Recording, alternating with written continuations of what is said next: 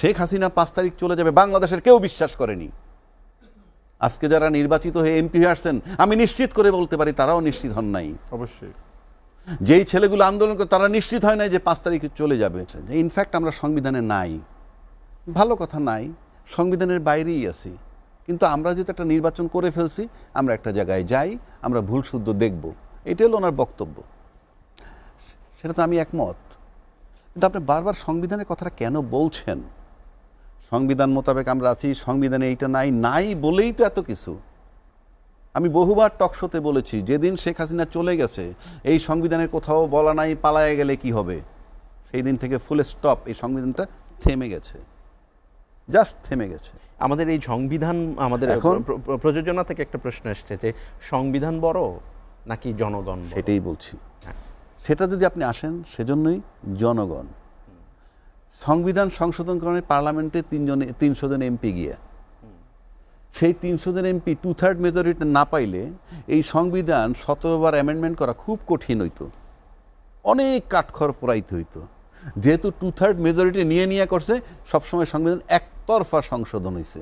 আর একতরফা সংশোধন মানেই এটা কোনোদিন সংশোধন হয় না, সেটা সব আমার পক্ষের। আজকে যদি এমন হইতো যে সংশোধন করতে গিয়ে 2/3 মেজরিটি জোগাড় করতে অন্য দলের টাকা লাগতো, টের পাইতো যে সংবিধান সংশোধন কাকে বলে, কত প্রকার ও কি কি। এখন চিবায়ে চিবায়ে যে বলতেছে যারা যে সংবিধান আমার হাতের মুঠে, 2/3 মেজরিটি আমার আছে, আমি যা বলবো কালকে সকালে তাই লিখবো, that is the plan. But it should not be accepted by the people nowadays. I am telling you, দেশ সেখানে নাই। শেখ হাসিনা 5 তারিখ চলে যাবে বাংলাদেশের কেউ বিশ্বাস করেনি। আজকে যারা নির্বাচিত হয়ে এমপি হয়ে আসছেন, আমি নিশ্চিত করে বলতে পারি তারাও নিশ্চিত হন নাই। অবশ্যই যেই ছেলেগুলো আন্দোলন করে তারা নিশ্চিত হয় নাই যে 5 তারিখে চলে যাবে। যদি তারা নিশ্চিত থাকতো 5 তারিখ চলে যাবে, তাহলে 5 তারিখের পরবর্তী কর্মসূচি কি হইতো সেটাও তারা হোমওয়ার্ক করে নিত আগে। 3 তারিখ থেকে ডক্টর মোহাম্মদ ইউনূসের সাথে যোগাযোগ করেছে, সেটা তো অন্য কথা। আপনি ডক্টর মোহাম্মদ ইউনূসের সাথে যোগাযোগ করেন যে আমরা এরকম একটা পরিস্থিতি আসছি, হয়তো উনি চলে যাবেন বা আমরা যদি সাকসেসফুল হই, আপনি এসে বসবেন। কিন্তু পরবর্তী কার্যক্রম কি হবে এটা যদি জানতো যে 5 তারিখ চলে যাবে, তাহলে হোমওয়ার্ক আগে করে নিত। এবং আরও বলি, এখন বলতে পারেন যে 3 মাসের মধ্যে ইউনূস সাহেবের কাছে নির্বাচন চাইতে রাজনৈতিক দলরা সাহস পায়নি কেন, সেটাও বলি।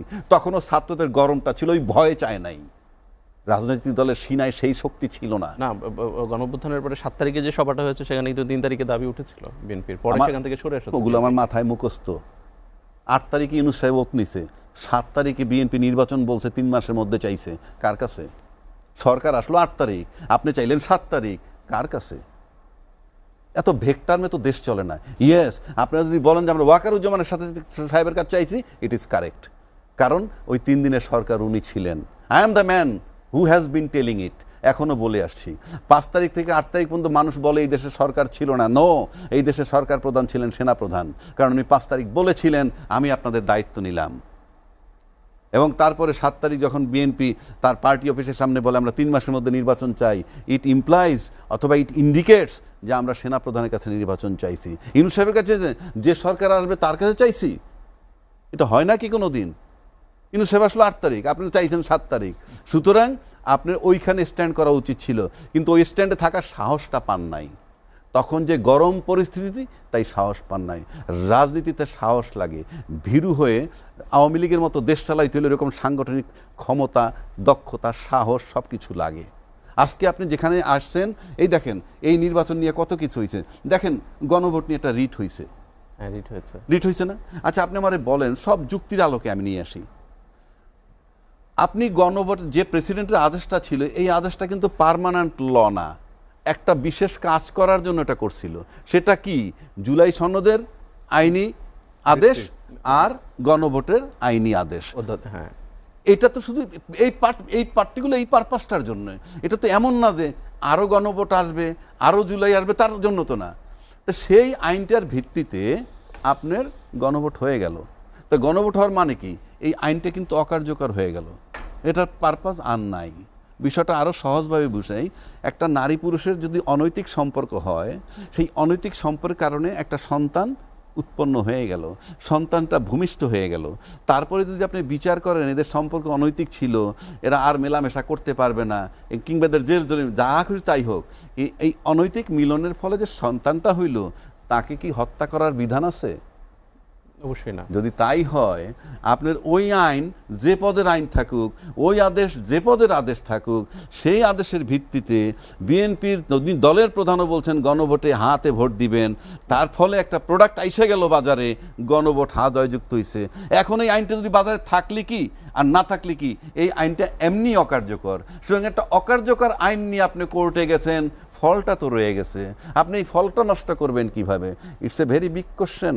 একটু এই ব্যাপারে 2 মিনিট একটু রতন ভাইয়ের কাছে শুনে বিরতিতে যাব। আপনি যেহেতু শুনতে পাচ্ছিলেন না রাজাকি ভাইয়ের কথা। ওনার অ্যাডভোকেসির সামনে তো আমি কিছুই না। না, রতন ভাই হি ইজ ভেরি ইন্টেলিজেন্ট। আমি আপনাকে এতটুকুই বলি, শেষ কথাটা দিয়ে আমি উত্তরটা দেই।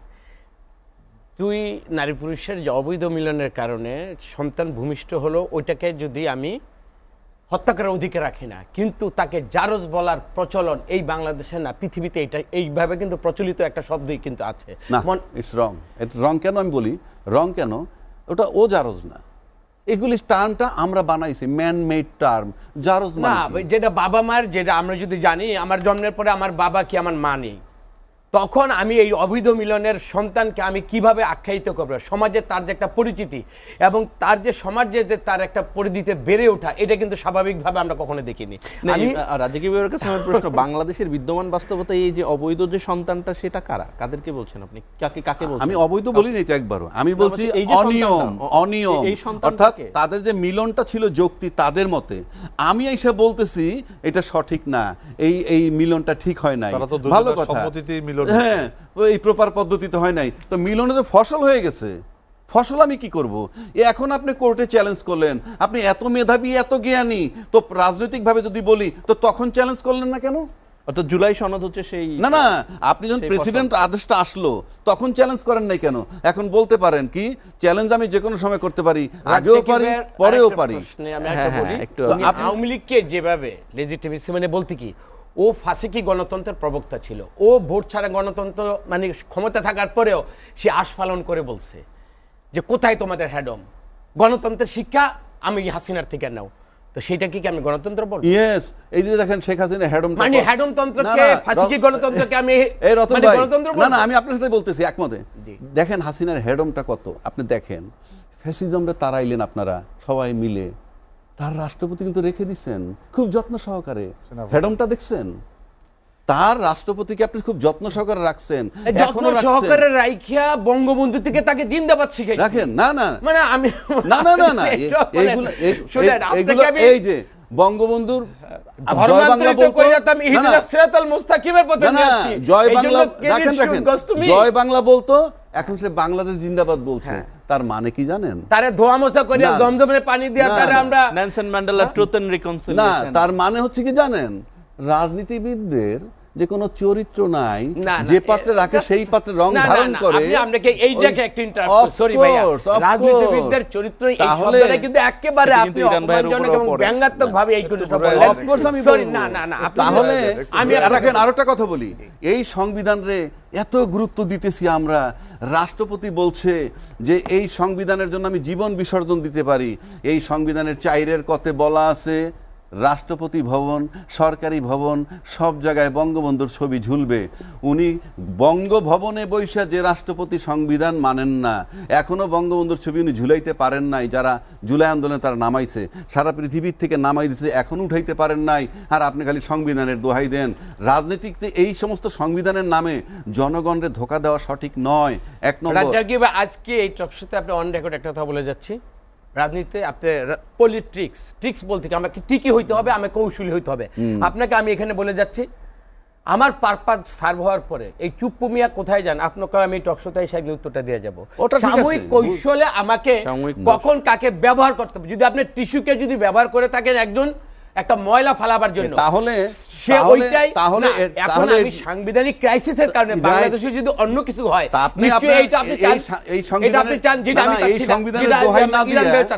এই সংবিধানের দোহাই না দিয়ে আমরা ওই আন্দোলন হিসাবে জুলাই সনদের ভিত্তিতে যে গণভোটটা আমরা করলাম, সেইখানে আমাদের থাকাটা উত্তম বলে আমি মনে করি। আপনি নোট অফ ডিসেন্টের ভিত্তিতে যদি আপনি সংস্কার করেন, তার মানেই তো আপনি গণভোট মানতেছেন না। কেন আমি বলি, নোট অফ ডিসেন্ট হয়েছে বলেই গণভোটের প্রশ্ন আসছে। কিন্তু জুলাই সনদ যেখানে 84টি বিষয় ছিল, যে সনদে ওই সবাই 84 স্বাক্ষর বিষয় করেছে, এখানে আছে। সেখানে তো আমি নতুন বলি, সংশোধন করে অধ্যাদেশ করা হয়েছে। আমি বলি 84টা বিষয়ই ওই গণভোটের ভিতরে যে ABCD 4টা দফা আছে তার ভিতরে সব ঢুকানো আছে। আপনি নোট অফ ডিসেন্টে ঐক্যমত্যে আসতে পারেন নাই বইলেই আমাকে ভার দেওয়া হয়েছে গণভোটের, এবং গণভোটের প্রস্তাব বিএনপি আনছে। বিতর্ক হয়েছিল, জামাত বলছিল ইলেকশনের আগে, আর তারা বলছে ইলেকশনের দিন একই গণভোট দিনে। হয়েছে 48টার উপরে, এবং সেখানে 30টা নিশ্চিত মানতে হবে। আমার দরকার নাই তো, গণভোট হওয়ার পর আপনার প্রশ্ন হলো হ্যাঁ এবং না। সুতরাং এখন এই যে নোট অফ ডিসেন্ট এই আলোচনা চলবে না, নাম্বার 1। আর এই যে বলতেছেন যে ডেপুটি স্পিকার পদ অফার দেওয়া, এটা তো করুণার ব্যাপার না, মজার ব্যাপার না। আপনি যদি জুলাই সনদ বাস্তবায়িত হয় তাহলে ডেপুটি স্পিকার বিরোধী দল থেকে দিতে বাধ্য, ইন অ্যাকর্ডেন্স উইথ কনস্টিটিউশন। কিন্তু আপনি এখন আমার সাথে যদি এইসব বলেন আমরা দিচ্ছি, না না, আপনি কিসের উদারতা দেখবেন, কিসের উদারতা? আপনি জুলাই সনদ মানবেন না, আপনি গণভোট দেওয়ার পর সংস্কার পরিষদের ওত নিলেন না, আপনার দলের দায়িত্বশীল লোক এমনও বলছে কিসের জুলাই আন্দোলন, এই কথাও বলছে, রেকর্ডে আছে। তো আপনি এইগুলা বলবেন আর বলবেন আমরা সব করব, এটা তো হবে না। বাংলাদেশে আজকে 26-এ তো নির্বাচন হওয়ার কথা নয়, বাংলাদেশে আজকে 26-এ নির্বাচন হওয়ার কথা নয়, আমি খুব জোর গলায় বলছি। সুতরাং আপনি 26-এ নির্বাচন নিছেন কি হিসাবে? এটা জুলাই আন্দোলনের ফসল। 1000 লোক মারা গেছে, হাদি হত্যার আসামি আপনি কলকাতা থেকে ধরে ফেললেন, ফাইন, ভালো কথা, গুড। হাদি হত্যা হয়েছে একটা চেতনার ছেলে, কিন্তু তার চেয়ে বড় তো আন্দোলন যারা করলো, যে 1000 লোক মারা গেল, সেটা তো আরও গুরুত্বপূর্ণ। সেখানে আপনি চিফ প্রসিকিউটর চট করে বদলাই দিলেন, আজকে নতুন চিফ প্রসিকিউটর এসে বলল একটা ঘুষের কথা উঠছে, এটা দিয়ে রায় প্রশ্নবিদ্ধ হয়ে গেছে। তার মানে আপনি কি বুঝাইতে চান? আপনি চিফ প্রসিকিউটর আইসে আপনি ফার্দার প্রসিড না কইরা আপনি পিছনের জাজমেন্টটা প্রশ্নবিদ্ধ হয়ে গেছে। তাহলে তো সে প্ল্যান বুঝাই যাচ্ছে যে জুলাই চেতনা যারা করছিল, যাদের বিরুদ্ধে, তাদের পক্ষে এই সরকার বৈশা আছে। তা না হলে আপনি আজকে চট করে একটা ঘুষের ইস্যু আনায় বললেন কেন বিচারটা প্রশ্নবিদ্ধ হয়েছে? জাজমেন্ট যেটা হয়েছে ইট ইজ ফাইনাল, আপনি বলতেই পারেন না প্রশ্নবিদ্ধ, হায়ার কোর্টে যাবে। যিনি বলছেন সে chief prosecutor, he knows the norms of the court. আপনি বলতে পারবেন না বিচার প্রশ্নবিদ্ধ, আপনি হায়ার ফোরাম খোলা আছে, আপনি হায়ার ফোরামে যাবেন, আসামি এসে হাজির হবে, তারপরে হায়ার ফোরামে যাবে। এই যে জিনিসগুলা, এগুলো দিয়ে আমাদের ভিতরে এমন ডাউট তৈরি করতেছে, আমি কিভাবে আস্থায় নিব যে আপনি এটা করবেন সেটা করবেন।